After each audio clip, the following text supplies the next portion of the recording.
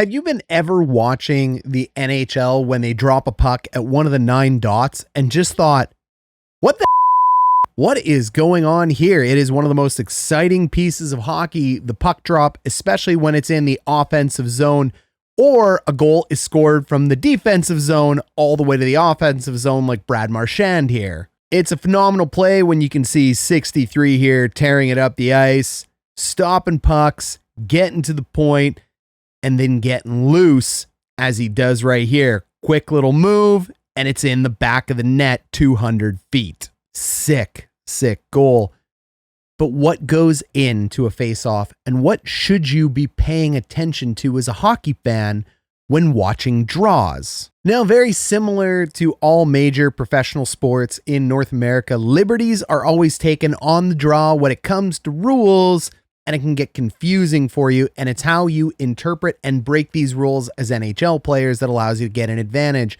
We have 2 hash marks here, near for the wingers and for the defenders. We have another set of hash marks up here for the centermen. They move as such.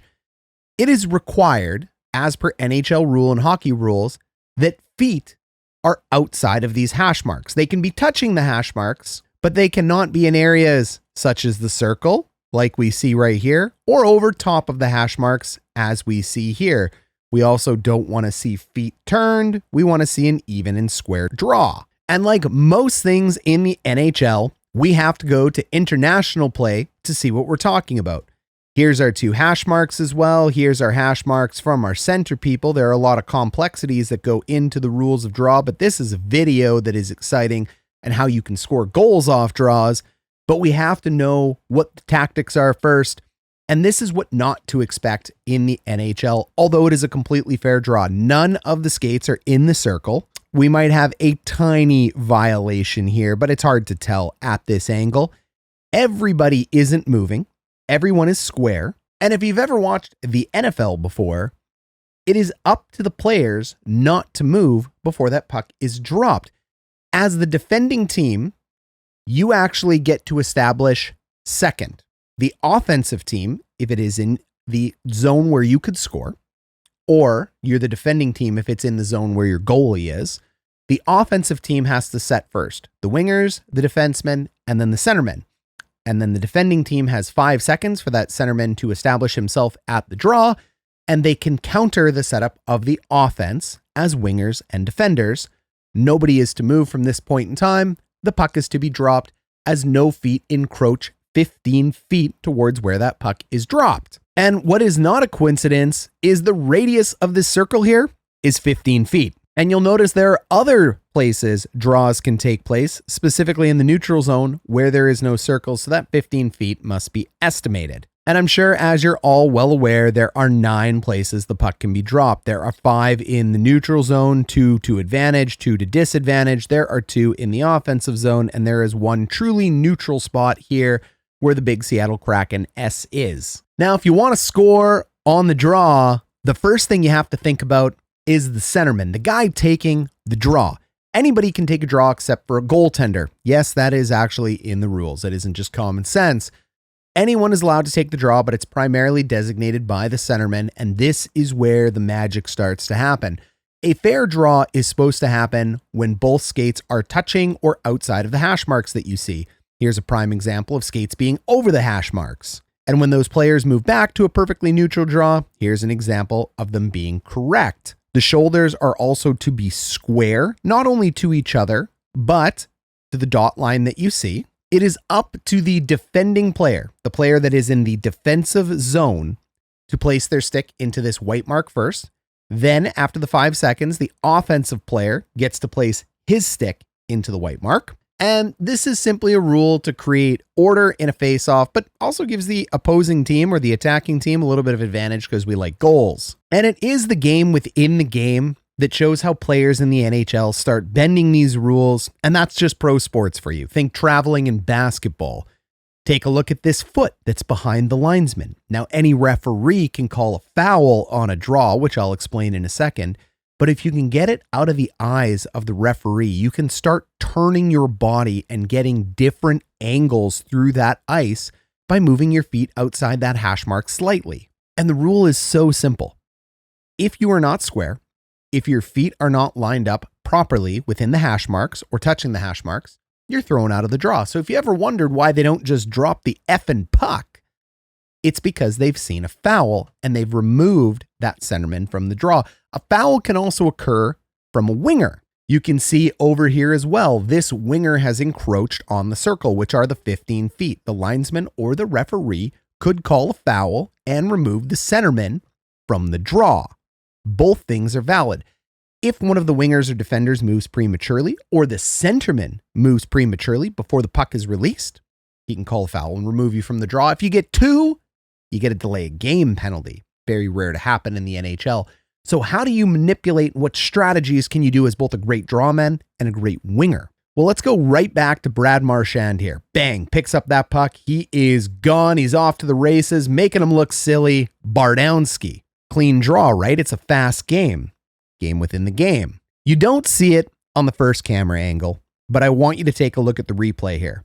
You're now established. As soon as you are established in this moment, you can see the referee looking behind and checking, and what he is checking for is that these guys are gliding towards the center. And normally, if both players have mutually decided to glide together without getting an advantage, the referee will make an interpretation and drop the puck. Apologies, linesman. I am used to the term referee when it's a center ice draw. Linesman. But a referee can still call foul on a face-off if required. It's just never going to happen. But I want you to take a look at Marchand's feet as soon as that referee's head turns. Referee's head turns, bang. This is how smart this man is, and this is what causes goals at the NHL level. As soon as he turns, his feet turn. Let's go back again quick. The referee is watching Marchie. The referee isn't. Bang, turned. This is a foul. You should be removed from the face-off dot, but he doesn't. And as soon as he goes ahead and draws this puck, that little angle change that he makes allows him to get a jump on Podkolzin. The young Edmonton Oiler is unaware of this. And when you have Brad Marchand with a jump on you, so good, so elite, it's over. Bang, back of the net. Seems like something little. A skate behind a foot. A quick turn before the draw occurs. These are what I mean. All playoffs, when I was talking about you need to take advantage of the game within the game. And the best players do it. Not just the rats, the best draw guys do it. Draisaitl does it. McDavid does it. Crosby does it. This is how you win hockey games. Because when you get possession after a draw, that's your puck. You have an opportunity to score. Here's another prime example using Oscar Sundqvist from the St. Louis Blues. Did you notice? It was so quick. But did you notice his stick is down first? The Arizona Coyotes stick is not down. Defending player goes down first. It's in the white paint. Skates look good to me here. They're outside of the hash marks. Nobody's moving. And as soon as that puck drops, it's so quick, bang, he's allowed to push in. And then there are going to be tactics that are deployed into this draw. The first thing that I notice is that Sundqvist is actually able to move his stick forward and tie up his opponent's stick. The next thing he's looking to do is to pivot his body on his right foot, kicking out his left foot. So his pillar of strength is his right foot. His left foot is now kicking out. And he leans in and he gets that puck between his legs by blocking out the opposing player's stick and snaps it back so they can win a draw and exit the zone. One more great example from him, and great draw guys are always in the defensive zone. That's why you see him here in the defensive zone as an example. He's down, he's in the white paint, getting ready to drop it. So far, nobody's moving. There's a tiny violation over there on the far side with number 6 from St. Louis. He is across the line, but the NHL is never going to call that. We got an entertainment product to do. He loses the draw, but he is able to reach in and get that puck away. Same tactic again. Here we go in the offensive zone. He pulls it back. Bang, it's in the back of the net. This is why draws are so important. So when you're watching hockey, you're not just watching the puck go down. You are watching a group within a second of microtransactions from some of the best fast twitch muscles on the planet when it comes to the best face-off guys. And you are watching wingers and defensemen read and react to microseconds of a referee's hand moving to get a jump like we saw from Brad Marchand there. That is how you go from 200 feet away in your own defensive zone to putting a goal on net in the offensive zone. That is how on a 5-on-4 penalty kill, you put your best draw guy out there when you were on the kill, because when you win the draw, like we saw there from Sundqvist, you were able to exit the zone quickly. Draws matter so much. For the first 20 to 30 seconds after a draw that is free possession, there has been a mantra over time in the advanced analytics community that draws don't matter. Disagree. It is the first time players and coaches can practice set plays. The game is so fluid and there is so much momentum, you don't always have the opportunity to do set plays. Draws allow you to. I mean, how about this one here from Austin Matthews? He purposely allows that draw to be lost. Bang, picks up the puck, moves it over, it's in the back of the net. And there are simple set plays and there are complex trick plays. I want you to watch the bench here. Changing on the fly is possible in hockey. This is how you manipulate pieces to your advantage. So I want you to watch the close box and I want you to watch the far box. Pretty standard neutral draw here. Buffalo gets in, wins the tie-up, and as soon as Buffalo gets the puck, take a look at what is happening on the far side. There's a change. There's a red circle here that you can see, and the player has already entered the ice here from Buffalo before that change on the fly has occurred. As long as the player making the change gets off the ice, it should be okay. Technically, this is too many men on the ice, but hey, game within the game. And as we go forward, we bump it over there to the right, and boom, you're gone. It wasn't a breakaway and it wasn't a goal, but it was almost. And here on this Cogliano goal, exact same play. They win the draw. Cogliano's going for a change.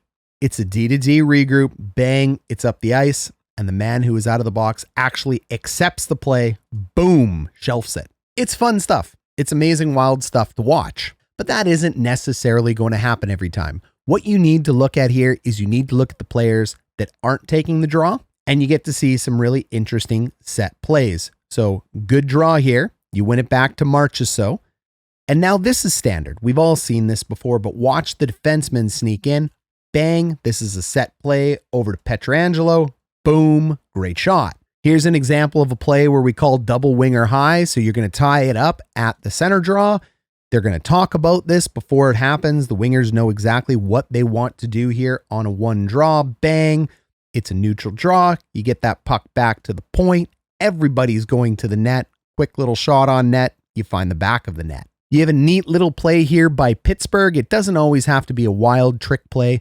You got to notice what hand they are.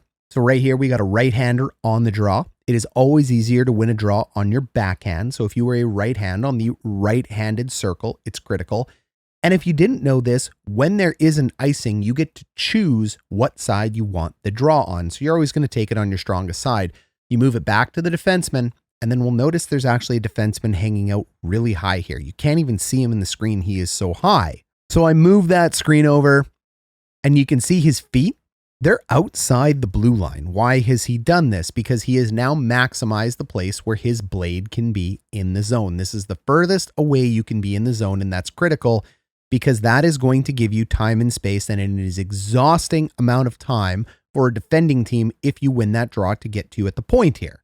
So you go in, you win that draw, it gets to the point, and you can see massive amount of gap off of this set play. That massive amount of gap sees a puck go in the back of the net. And sometimes it doesn't have to go to the defenseman. Take a look at the Carolina winger. He's going to follow this little purple line that I just drew on the ice. You win the draw, preset play. Instead of going to the net, because most wingers, when you're in this position, are going to drive to the net. It only makes sense. You're the closest to it. That's the standard play you're going to do off a draw. He decides to go to the top, and that causes all kinds of confusions and switches. This is now turned into a 2-3. You have 3 players at the top for Carolina. You have 2 players down low, and the Colorado Avalanche are trapped down low in a mismatch, and it allows them to get a puck on net, and it goes in. Manufactured goal. St. Louis is another good team at this. You win the draw standard on your backhand all the way to the back here, and you're going to go ahead and you're going to have your winger go to the top. That's going to allow your defenseman to carry down low, so it's going to be a high-low switch between the winger and the defenseman. Here we go. Bang, you put it back to your winger. Shot on goal. You've manufactured a play. You've manufactured a great chance. Rebound, it's in the back of the net. So overall, remember, when you're watching draws, and we watch something like this at the World Juniors, they're very neutral. They're very fair. Everything about this is exactly as the rules should be. Team USA controls the puck, manufactures a great shot on net, but there is absolutely no cheating. There's no brouhaha after the draw. But in the NHL, whether it's reality or not, Guys like McDavid here are going to be able to take advantage of it. And what you see in plays like this is the excitement and the balance between rules and opening up the game in offense. I mean, realistically here, when you watch this draw, the visiting team is supposed to have their stick down first in a neutral draw at center ice. McDavid, there's no stick down first, never even touches it before that draw occurs. He's poked it through. It's so quick, it's so fast, and the Oilers have puck possession. But I mean, realistically, no matter what, aren't we all here for this? Aren't we here for the bar down goals? You don't have to like Marchand. You don't have to be a fan of the Florida Panthers to appreciate what we just saw. Many players in the NHL have made plays like this. Their highlight reels are incredible to watch. But forever and a day, there will be referees in hockey and linesmen in hockey that get duped by players who just outsmart them. There will be rats. There will be quick little body turns there. Young players like Podkolzin will get exploited by veterans like Marchand with high skill. And pucks will go in the back of the net and we will tune in and watch.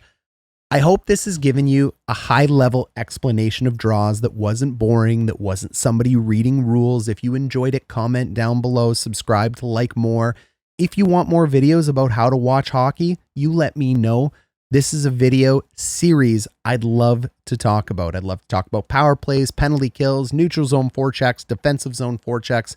I can give you all the nerdy stuff you need to watch the regular season and the playoffs, and I can give you all the little nuances you need when watching this game, because everybody's going to show us the goals, but not everybody is going to show us those little micro movements from centermen, feet behind referees, the ability to win draws without putting your stick on the ice, the ability to change body position when somebody isn't looking. And these are the little games within the game that help put goals on the board and have your team win hockey games.